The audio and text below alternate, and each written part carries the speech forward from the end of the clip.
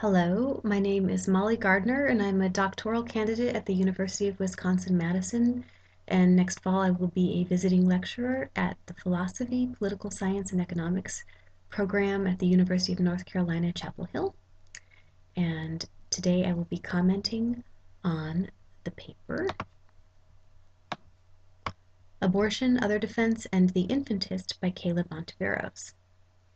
And just a warning, I made a handout but you can't really read it, so um, there's no handout. There's some claims that I want to refer to by names. You just have to try to remember what names go with which claims. Okay. In his paper, Caleb Ontiveros advances an original and compelling argument for the claim that abortion is morally permissible. The argument is motivated by what Ontiveros takes to be an inconsistency in the beliefs of many anti-abortion advocates. He formulates these beliefs as follows. B1. The fetus has a right to life that is equivalent to the right to life of an adult human child or infant. B2. It is permissible to kill an adult human who is in the act of killing another being with a right to life. And B3. Killing abortion doctors is wrong. Ontiveros argues that to resolve the inconsistency, the anti-abortion advocate will need to give up B1, the claim about the fetus's right to life, and hence she will need to give up her belief that abortion is morally wrong. In this commentary, I will provide a brief summary of Ontiveros' main argument. I will then present 3 objections that I think an anti-abortion advocate might wish to raise. Ontiveros reconstructs the argument that he thinks should convince an anti-abortionist to give up the belief that abortion is morally wrong as follows. A1. If abortion is morally wrong, then it is permissible to kill abortion doctors. A2. It is not permissible to kill abortion doctors. A3. Therefore, it is not the case that abortion is morally wrong. Since A2 is just a restatement of B3, so those are both the claim that it is not permissible to kill abortion doctors, Ontiveros does not provide any further argument for this claim. In support of A1, Ontiveros appeals to a number of thought experiments that he takes to be analogous to a case in which an anti-abortionist kills an abortion doctor. In each thought experiment, an agent is about to kill either a child or an infant, and in each case, the common sense judgment is that killing the agent is justified to save the child or infant. Now, if B1 is true, and B1 is the claim about the fetus's right to life, then each threatened child or infant has the same degree of moral standing that a fetus has. So if B1 is true, and if the cases are analogous to cases of killing abortion doctors in other ways, then A1 is true. And that's the first premise of the argument. So if A1 and A2 are both true, then the conclusion follows because the argument is valid. Ontiveros considers a number of ways in which an anti-abortionist might try to object to A1 by finding morally relevant differences between his thought experiments and a case in which someone kills an abortion doctor.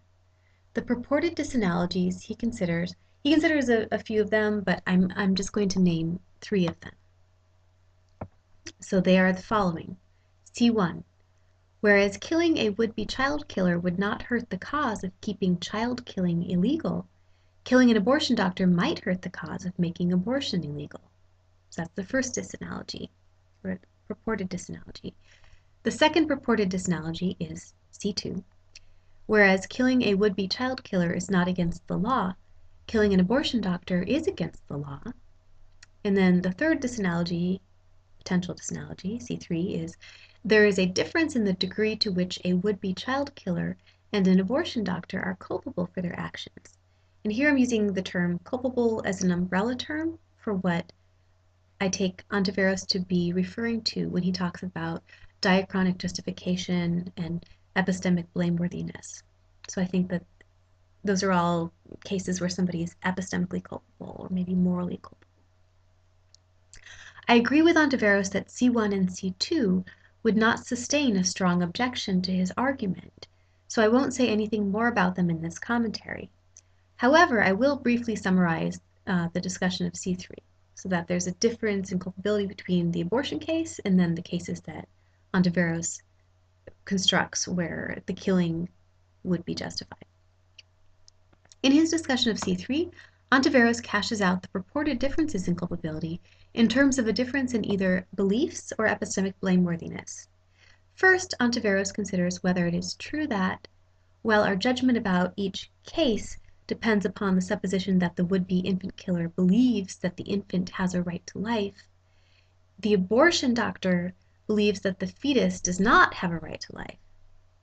He argues that his argument does not trade upon this difference, for if an infant did have a right to life, then it would be permissible to kill a would-be infant killer even if the would-be infant killer believed that the infant did not have a right to life. So it doesn't matter whether somebody believes you have a right to life or doesn't believe you have a right to life. If you don't have a right to life, then it seems like it might be permissible for us to kill you, kill the would-be killer. Okay. Second, Ontiveros considers whether it is true that, while our judgment about each case depends upon the supposition that the would-be infant killer is not justified in believing that the infant lacks a right to life, an abortion doctor is justified in believing that the fetus does not have a right to life. Ontiveros argues that an anti-abortionist would not want to bank on this way of understanding C3 either, for three reasons. First, the anti-abortionist will not want to claim that abortion doctors are justified in believing that the fetus does not have a right to life. Second, the anti-abortionist would still be saddled with the claim that it would be permissible to kill those abortion doctors who aren't justified in believing that the fetus lacks a right to life. And there's probably lots of those out there, or at least some. And then finally, Ontiveros argues that an analogy can be drawn between the case of killing an abortion doctor and a case in which it is permissible to kill somebody who is epistemically justified.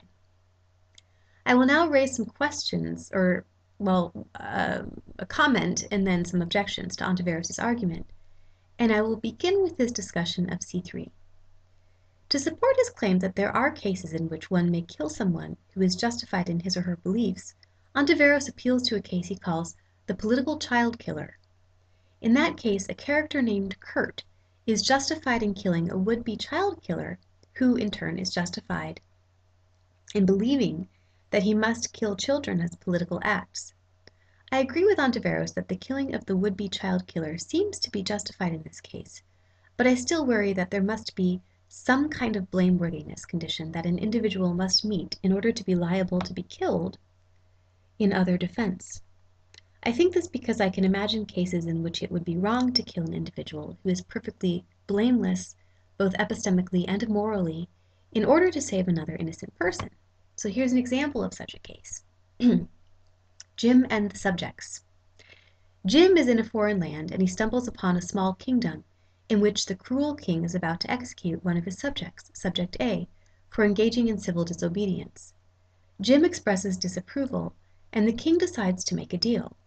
He tells Jim that if Jim will kill another innocent subject, subject B, then the king will let A go free.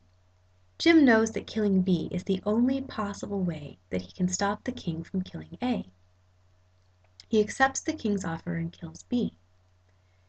In this case, it is not at all clear that killing B to save A was permissible. Something more seems to be needed to justify killing one person in order to save another, even when killing the one is the only way that the other can be saved. Perhaps there does need to be some kind of blameworthiness, and perhaps an individual can have this kind of blameworthiness simply in virtue of doing wrong, whether or not she knows that she's doing wrong. Of course, that's not going to be a problem for Ontiveros' argument because the anti-abortionist is just going to say, well, the abortion doctor is doing wrong, whether or not he knows that he's doing wrong, and that makes him blameworthy enough that he is liable to be killed. So this wouldn't really be a problem. Or perhaps there simply needs to be an increase in the numbers at stake. So it might be permissible for Jim to kill B if that were the only way to prevent the killing of 10 or 15 innocent subjects. But still, Ontiveros could argue that these conditions are met in the case of killing an abortion doctor. So we could say that when you kill an abortion doctor, you're doing it to save not just one fetus, but 10. So while I think more could be said about this issue, I don't think it will ultimately be a problem for Ontiveros' main argument. I just wanted to raise some thoughts about culpability and blameworthiness and what they have to do with justifying killing in other defense. I do, however, think that there are at least two other more pressing worries for Ontiveros' argument. So in the video that I watched of the talk, Ontiveros doesn't bring up something that is in his paper. And I wanted to talk about that issue. So in the paper, he talks about 3 necessary conditions for justifying killing in other defense. And those are the success condition, the necessity condition, and the proportionality condition. The success condition means that when you kill in other defense, you have to make sure that you actually will be saving a life. And then the necessity condition says that this has to be the only way to save the life. And the proportionality condition says you can't cause a greater harm just to prevent a very lesser harm. So the harms have to be proportional. Now, I want to specifically focus on the necessity condition, and that's something that many people take to be necessary for justifying killing in other defense. Ontiveros argues in his paper that this condition is satisfied in each of his cases and in the case in which an abortion doctor is killed. However, I think that this is not at all clear. So it's not at all clear that the necessity condition is satisfied in the case of killing an abortion doctor. In one of Ontiveros' cases, a knife-wielding man marches up to a child, and Ontiveros' protagonist has only a moment to react. There is no time to do anything but shoot the would-be killer. On the other hand, abortions are usually scheduled well in advance, so there is plenty of time for the anti-abortionist to take action other than killing. Even if we suppose that an anti-abortionist cannot talk an abortion doctor out of what he is planning to do, and even if we suppose that there are no other legal ways for the anti-abortionist to stop the abortion, there are still going to be other illegal things that can be done. For example, an anti-abortionist could send threatening letters to the abortion doctor, or she could kidnap the abortion doctor. If all else failed, she could break into the clinic and shoot the abortion doctor in the foot. And here I'm assuming that an abortion doctor would not be able to perform an abortion with a wounded foot. So the fact that killing is necessary to save the life in Ontiveros' cases, but it's not clear that killing is necessary to save the lives in the abortion cases, strikes me as a significant disanalogy between Ontiveros' case and abortion cases. And I think that that disanalogy could undermine premise 1 of his main argument. A second worry I have is that for all Ontiveros' arguments by analogy show, it might still be the case that abortion is morally wrong. What I mean by this is that some anti-abortionists might accept B2, B3, and the claim that abortion is morally wrong, but reject B1. So remember, B1 is the claim that the fetus has a right to life that is as strong as the right to life of a child or infant or adult. So an anti-abortionist might think, for example, that a fetus has a degree of moral standing that is high enough to make abortion wrong, but not so high as to match the moral status of a child or infant. So I'm going to put just crazy numbers on it. So suppose that a normal child has 10 units of moral standing, and suppose that a fetus has 9 units of moral standing. This difference could explain why it is permissible to kill a would-be child killer, but not permissible to kill an abortion doctor. Nevertheless, setting aside worries of the kind that Judith Thompson raises, this view might be able to justify the claim that abortion is morally wrong, unless the life of the mother is at stake. Certainly, anti-abortionists do not usually endorse such a view. Most of them claim that the fetus's right to life is just as strong as the right to life of a child. Nevertheless, Ontiveros should make it explicit that his argument is directed towards those people and not towards other possible proponents of abortion.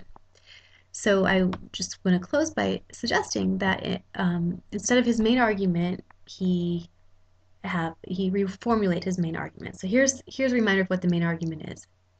Premise 1, if abortion is morally wrong, then it is permissible to kill abortion doctors. Premise 2, it is not permissible to kill abortion doctors. Conclusion, therefore abortion is morally wrong.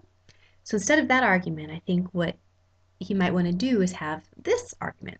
Premise 1, if the fetus has a right to life that is equivalent to the right to life of an adult human child or infant, then it is permissible to kill abortion doctors. Premise 2, it is not permissible to kill abortion doctors. Conclusion, therefore the fetus does not have a right to life that is equivalent to the right to life of an adult human child or infant. So this way of formulating the argument would take care of the worry that it's not really an argument for the claim that abortion is morally permissible. It's just an argument for the claim that the right to life of the fetus doesn't seem compatible with other claims about the wrongness of killing abortion doctors. Okay, so that's the end of my comments, and I thank you very much for inviting me to participate in this conference, or if you didn't invite me, for listening to the comments, and I really enjoyed reading Caleb's paper. Thank you very much.